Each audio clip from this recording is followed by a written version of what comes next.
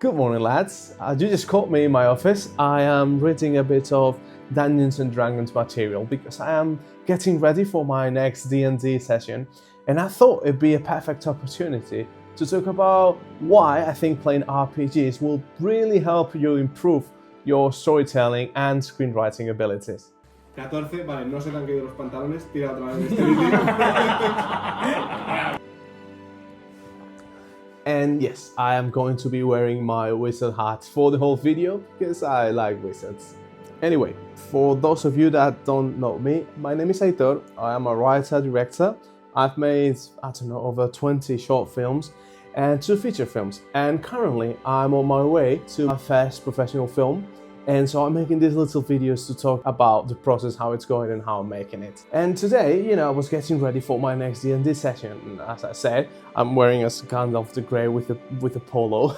And I thought it'd be a perfect moment to explain those things that I think really translate from playing RPG games, tabletop RPG games, to screenwriting, storytelling, filmmaking, the lot. And I think it's quite interesting because last week, if you remember, the video I made was about the best books you could read to improve your filmmaking abilities. One of the books I talked about was Story by Robert McKee, and I said that book gave you all the tools you really needed to write a compelling story in a screenplay format. And I do still believe that, but I've been thinking, and sometimes we focus on structure, plot and story so much that we forget about the characters. And I've got this book here called The 7 Basic Plots, which is a big ass book. It will give you all the information you need about all the plots that human beings have ever structured their stories around. But when you play RPGs, you realize if you're the dungeon master, it doesn't matter how much you work on your story, your plot, your turns and twists, that the characters are going to do whatever the hell they want, and you have no say in it. And I've been running a D&D campaign for a bit over 2 years, and I think in my first session I realized this. I crafted this lore of this world. I had this story that my characters were supposed to follow, and we started at a tavern and they met each other and they lighted the tavern on fire and killed half of the people in the village, and then they signed a contract with the big body that they were supposed to be fighting for the next year. And that's when you realize that characters drive plot and not the other way around. And so with that in mind, you go into your next few sessions knowing that, okay, let me just let them do whatever the hell they want, and they don't really do anything interesting if their surroundings are not interesting. So world building is also fundamental to improve your stories, because if you have very interesting characters, if the world they're in, if the stories they have to encounter, the other people they are going to encounter are not interesting, their stories are not going to move anywhere. And me saying that characters are king, that they move the plot forward, it's not me saying you just need interesting characters, put them on the screen, that's it. Those characters need a story, and that's where I think you should really play with your own characters. Because I'll give you an example. One of my very first sessions, I had this player that just got a bit bored, and in every combat, instead of trying to develop his actions and explain what he was doing, he would just do normal attack. And next turn, he'd say normal attack, normal attack, normal attack. Because I wasn't giving him enough world building, enough interactions, enough motives for him to be engaged in the story. And this goes both ways actually. It goes for the screenwriting part and for the relation with the audience. Because if you don't give your characters interesting things to do, if you don't give them reasons to evolve, they are not going to in turn develop into a story and a character interesting enough for your audience to engage with. And so once you know that your characters are fundamental, but also the world they inhabit, what's next? Well, I can describe a beautiful castle, and I've got my players role-playing very well, I must say, with their characters, but what now? Well, you discover that conflict is what really drives the story. When you have characters that are faced with problems, not only among themselves, but also external problems, that's where your story really starts to get shape And that's where your players are really going to be into the story. And if you can get your players to get into the world, into the story, you can very easily, well, I don't know if very easily, but you can definitely get an audience into your world and your story as well. So conflict. What is conflict, yeah? And conflict is not only a battle. I found out that if you have too many fight scenes in a game, in a session, your characters eventually, not your characters, sorry, your players eventually get a bit tired.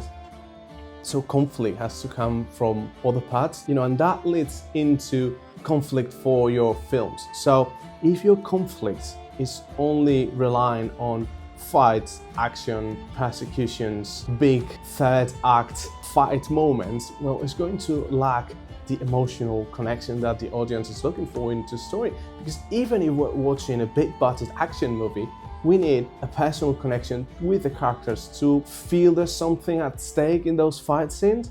So give your characters those little moments where they will find conflicts and things that are not physical battles. For instance, make them have to make decisions, tough decisions. Do they have to save someone at expenses of letting some other character die? Give them puzzles, give them moments where they have to doubt themselves. Very recently, for example, a couple of my players' characters got killed, and so they had to create new characters. And the next session, they were dealing with some zombie, non-dead people, and their old characters came back alive, and they had to fight them in a physical way. I know, I'm contradicting myself a bit.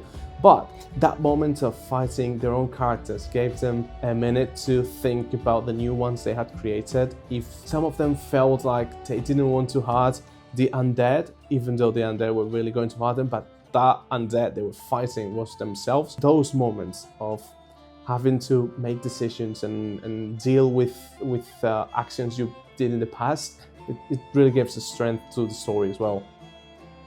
And of course, here, this is making me think of another thing, is that if you focus too much on plot twists, eventually people will get, and by people I mean either your players or your audience, will get tired of them, or will learn to expect them, so they lose a bit of their purpose. I've realized that if I just always try to twist everything, or this character, now it's good, now it's bad, now it's good, now it's bad, now it's this way, now that way, the people get really disengaged with the story. They sort of lose focus, they don't really know what's going on, and they just expect the next twist. And it's more of an ego trip for me, for the Dungeon Master, than a good story. And this is a very important thing that I've touched slightly in some other videos, and it is that stories, I don't think, should be an ego trip for the storyteller. You're there to entertain, you're there to make your points understood.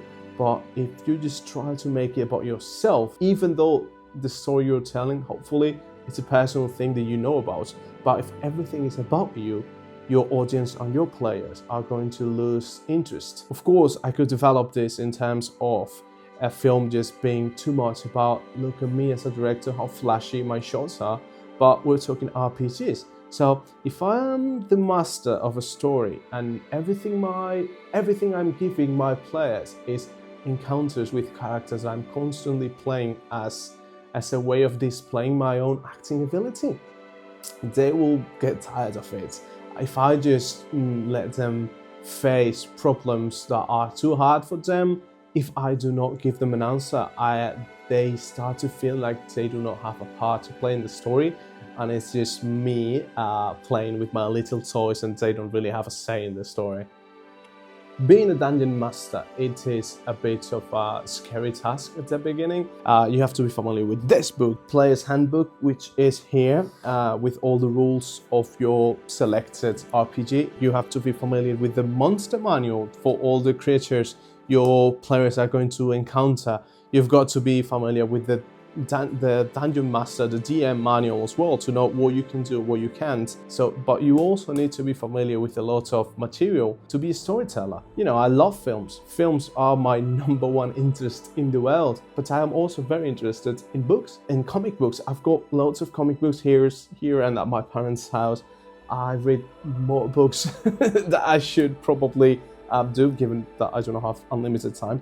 And all of this, I do not say to brag, but I say because you really need to expand the material you base your stories on, and your storytelling abilities will be improved by that wide range of inputs that you will receive. So in my case, it is mainly 20th century literature, comic books, films, and RPG, although I do play a few video games, but I'm not a huge gamer. Other people might find their inspiration in theater or in music or in art. And all of this is just going to be your manuals, your player handbook, your dungeon master manual to improve your stories in the way you want for screenwriting, storytelling, filmmaking.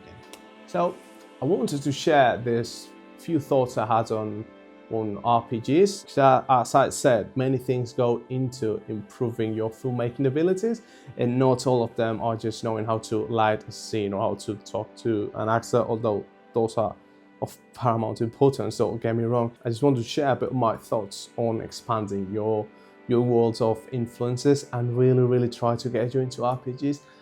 It might be a bit nerdy, but honestly, I'm a guy in his 30s wearing a kind of the grey outfit with a mug with a Warhammer 40k orc that I painted myself in it. So I do think I am a bit nerdy. By the way, look at my mug. It's got the were, the orc, and a bit of live, laugh, love. I love it. So yeah, anyway, I hope you found this interesting. In next videos, I will get into my story, my film, because the screenplay is almost ready. I will be finishing it in the next couple days, so I think it's time to talk about it. Also, I'm starting with the budgeting, I'm creating the company, everything. So I think that will be interesting for following videos. I hope you enjoyed this, and adios.